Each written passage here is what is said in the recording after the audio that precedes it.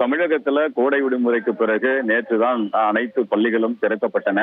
இந்த நிலையில தனியார் பள்ளிகள் இயக்குனர் திருமதி சுகன்யா ஒரு முக்கியமான சுற்றறிக்கையை அனைத்து மாவட்ட கல்வி அலுவலர்களுக்கும் அனுப்பியிருக்கிறாரு.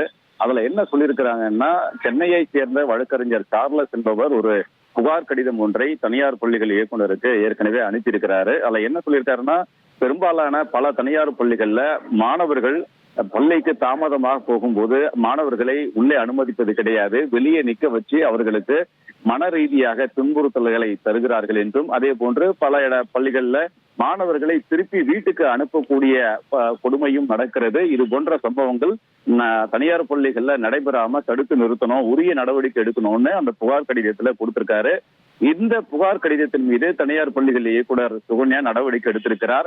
புகார் கடிதத்துடன் இது தொடர்பாக அனைத்து பள்ளிகளிலும் உரிய நடவடிக்கை எடுக்க வேண்டும் என அந்த இயக்குனருடைய கடிதமும் சேர்த்து அனைத்து மாவட்ட கல்வி அலுவலர்களுக்கும் அனுப்பப்பட்டிருக்கிறது. எனவே ஒரு சில தனியார் பள்ளிகளில் இது போன்ற சம்பவங்கள் நடப்பதன் காரணமாக மாணவர்கள் பாதிப்பிற்கு ஆளாகிறார்கள். எனவே முற்றிலுமாக இது போன்ற சம்பவங்கள் தவிர்க்கப்பட வேண்டும். மாணவர்களுக்கு மன ரீதியாக எந்த துன்புறுத்தலும் தரக்கூடாது. தாமதமானால் அவர்களை வகுப்பிற்குள் அனுமதிக்காமல் தடுப்பது தவறு. மாணவர்களை மீண்டும் வீட்டுக்கும் திருப்பி அனுப்பக்கூடாது என பல்வேறு உத்தரவுகள் அந்த கடிதத்துல தெரிவிக்கப்பட்டிருக்கிறது. 1,30,00,000 மனங்களை வென்ற தந்தை டிவி யூடியூப் சேனல். தவிர்க்க முடியாத தம்ப்நெயில், கலக்கலான கான்டென்ட்ஸ். நீங்களும் இந்த குடும்பத்தில் இணைய இப்பவே சப்ஸ்கிரைப் பண்ணுங்க.